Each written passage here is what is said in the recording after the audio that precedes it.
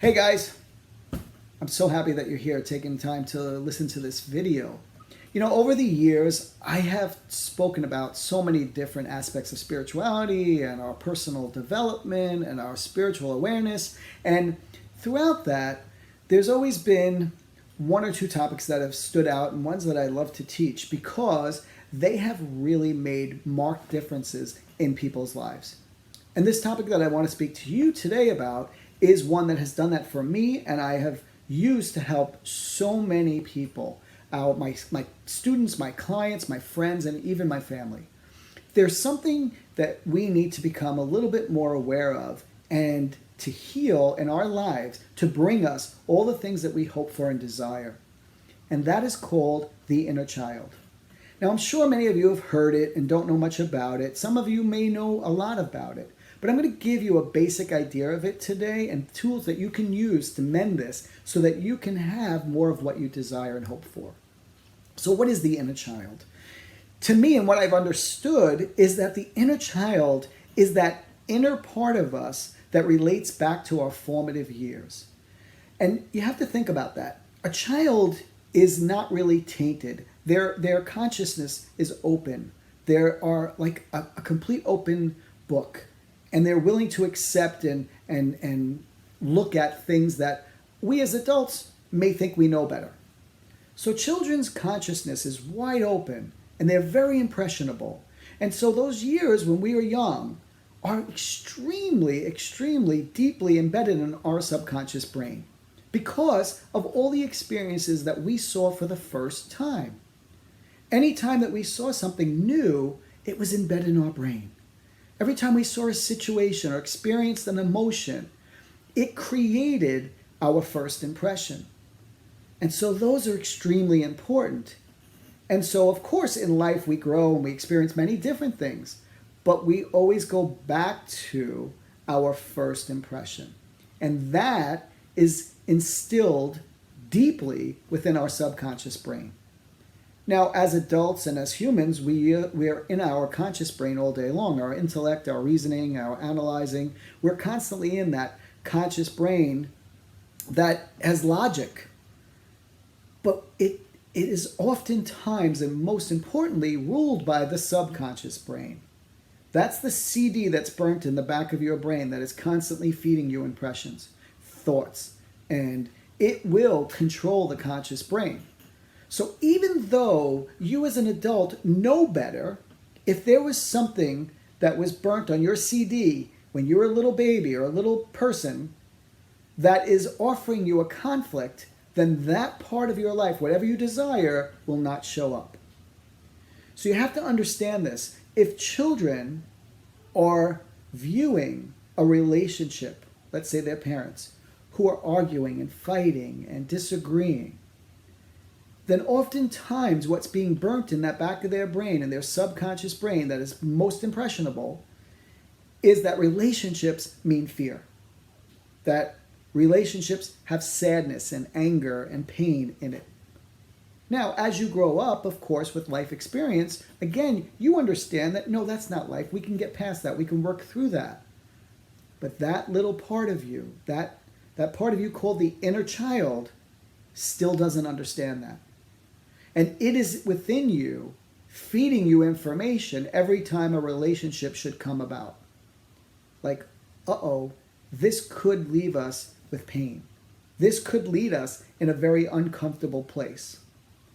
So again, you may be yearning for something and desiring something with all your conscious brain that you want and desire and need and deserve. But if that inner child is in conflict, that could be one of the reasons why you're not achieving that or getting it. Now, there's other reasons why you might not also. So it's not only the responsibility of the inner child. It could be the law of attraction because you're sending out need and desire and want in a lacking sense that will now the universe has no other way but to send it back to you in that same exact way. So that's the law of attraction. And we've talked about that in previous videos. But it also could be part of your destiny. And it's an unfortunate situation, but there are souls that come back here to not have certain things due to a karmic debt or that what their greatest and highest good will serve by not having that. That could be also. But I, over the years of doing spiritual and intuitive counseling, have found that the inner child is largely due to a lot of the blockages and hurdles and challenges that most adults have. Because it goes back to that little part of them who was scared or fearful, who was not understanding or confused. That is the most important thing for us to do. For us to go back to that impressionable time in our life and embrace that inner child. Now, I've done this work for myself because I had a childhood that was a slight bit challenging. I always felt different. I knew I was different. And because of that, I was teased and I was bullied in high school. And I even left high school early because of all the pain and fear. It started in my younger years, and I never had confidence growing up. I didn't know what my greatest potential was because I wouldn't allow myself to get there.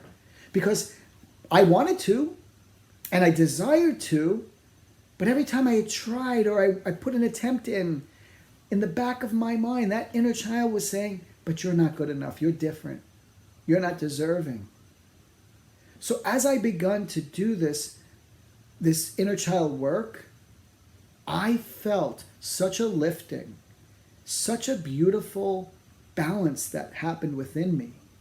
And I started to gain confidence, and I began to feel worthy and deserving. And that's when things started to change for me. So there are many ways that you can embrace the inner child. The most important is that you do it consistently until you do feel good about you, until you do feel a clearing or cleansing of some sort. You can't just do it once and expect monumental outcomes. So you could do that through counseling, speaking, and getting that out, and having some spirituality given to you, some techniques or some ideas that are supporting of the inner child. Or you could do it through meditation, which I think is one of the greatest ways to do that. And a lot of my clients and students, I put them through what's called the Inner Child Bridge. And that is a meditation, a guided meditation that I offer to help people meet that little version of themselves. Now, something that's helpful for you to do while you're doing this or before you do it is to get a picture of yourself as a little child. Because as soon as you hold that picture and look at it, it's going to open your heart. It's going to immediately connect you to that part of you. And a lot of the times when I do my inner child work personally, I hold it to my heart while I'm in meditation or while I'm deciding to talk to my inner child. And you can come up with your own scenario that is most, supportive of your inner child, like something that you desire to, a place that you desire to meet them at. For me, over the years, I have just automatically always connected my inner child to water.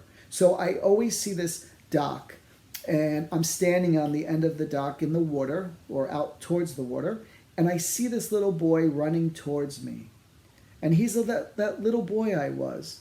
He's 5 or 4, and I see him running towards me, and he jumps in my arms. And in the beginning of doing this work, he wasn't confident. In fact, the first couple of times, he was hesitant. He was afraid to walk to me. And I had to entice him, and I had to encourage him, and I had to use my humor and my love, and I ran after him, and I tackled him, and I kissed him, and I hugged him.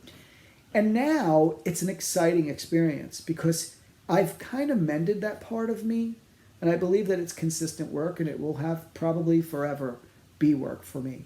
But now he gets excited, and he runs to me, and he jumps in my arms, and we look at the water, and we feed the seagulls, and I sit there, and I kiss him, and I hug him, and I tell him how, yes, he may be different, but different in a good way, that he's going to achieve great goals, and that he's got a heart of gold, and that he's going to be proud of the person he is, and that I'm here to support him, and nothing can hurt him.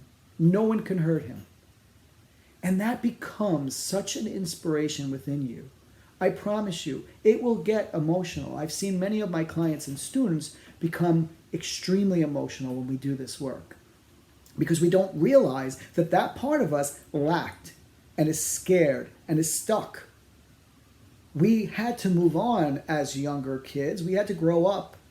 And so we left behind that inner child who was not mended or not happy. And we don't think of it often, and we don't really pay attention to it. So we forged ahead doing what we needed to do and have to do to achieve the goals we want.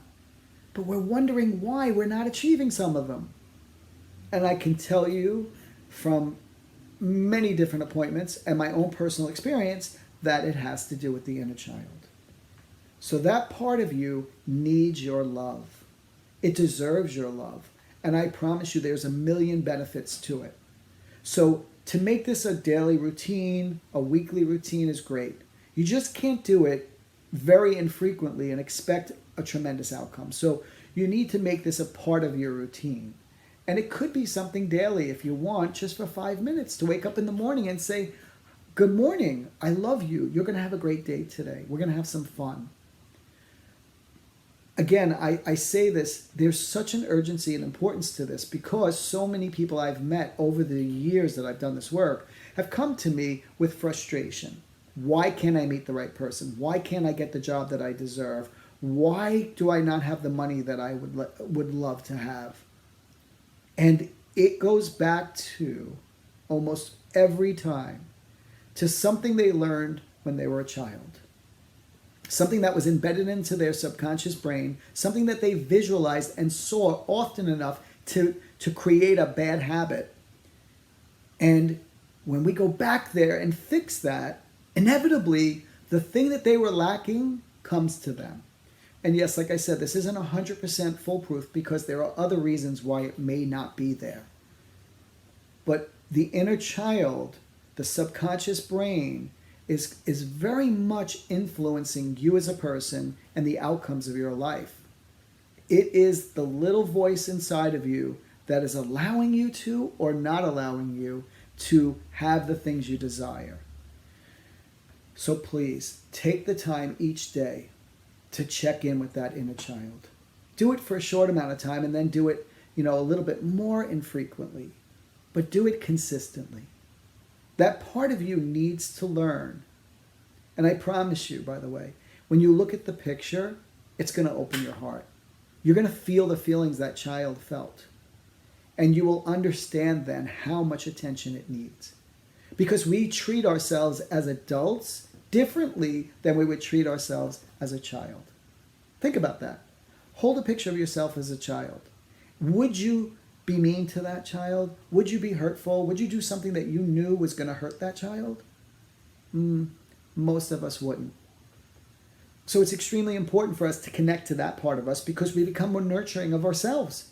And as much as we help the inner child, it helps us because we start to feel the desire to become a better person, to embrace ourselves in a more healthy way on every level. So do this work. Open your heart to that little part of you because it deserves to feel safe. It wants to feel confident. And it does not want to carry fear and pain.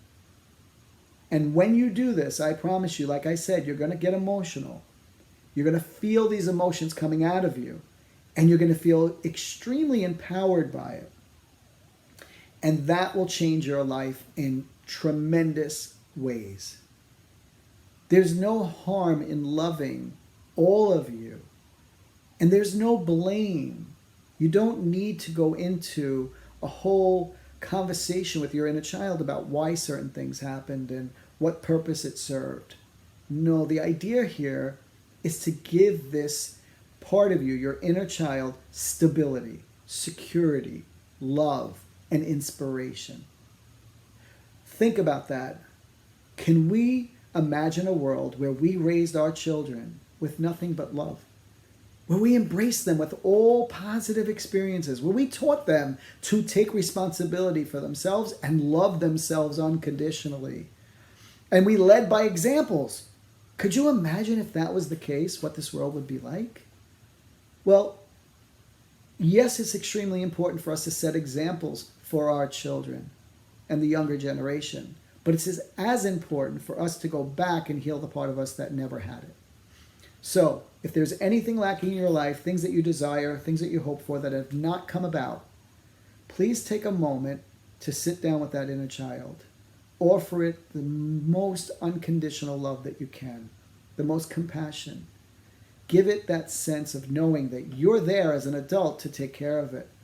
And it's not irresponsible to be juvenile every now and then, to do something crazy. Those of you who know me, you know I do that. Because the inner child wants that. It wants to have fun. It wants to do something crazy. I mean, not too crazy, but it wants to have a lightheartedness. It wants to have some playfulness. So doing that mends the inner child. And I promise you, if you allow yourself as an adult to do something juvenile every now and then, you'll get emotional doing it because you'll be feeling the joy of that inner child. So in this whole idea, we have grown, obviously, and we have aged, and we have gained intellect, and we have an understanding of life. That's all, part of our journey here. But there is the most impressionable part of us that may not be as far along as we'd want it to be. So we need to mend that. We need to embrace it. We need to carry it along with us in a healthy way. And by doing this, I promise you, for those of you who are interested, you can reach out to me and I would love to do an inner child meditation with you.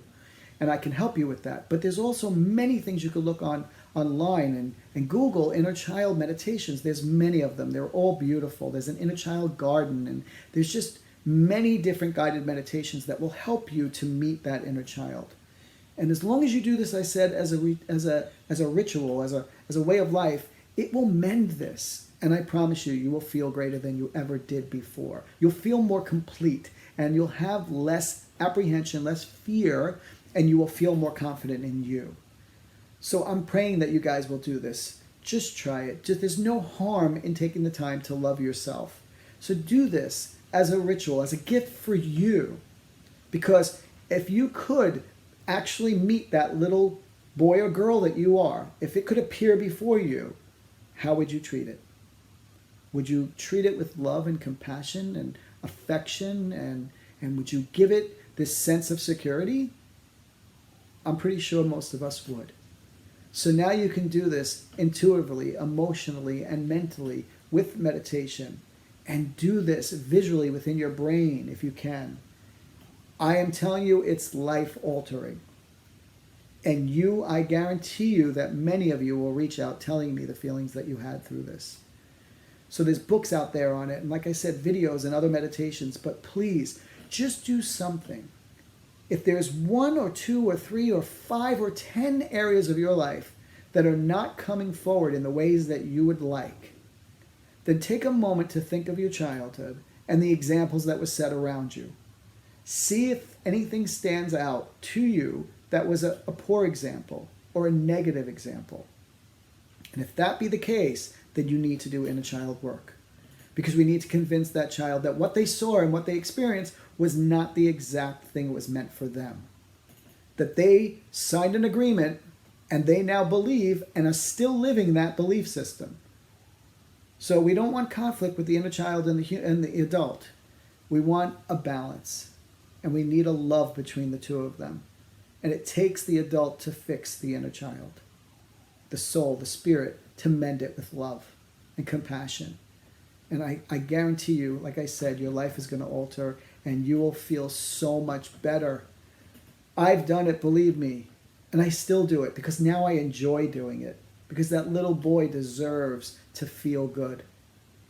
So I thank you. I hope this makes sense for you. And I hope that you'll at least try it. And please reach out and let me know the stories because I love hearing them. So I thank you all of you. And if there's anything I could help you out with, please reach out. And if you'd like to do the inner child meditation with me, then just please call me and we can set up a private appointment for you. So you can reach out through my website at heavenshealingguidance.com. And I look forward to hearing the stories. I wish you, both of you, the adult you and the little you, some joy and happiness, some laughter and some playfulness today, some excitement that will mend that divide between you and allow you guys to live the most confident, the most blessed version of you. So take care of yourself, be well, and God bless you.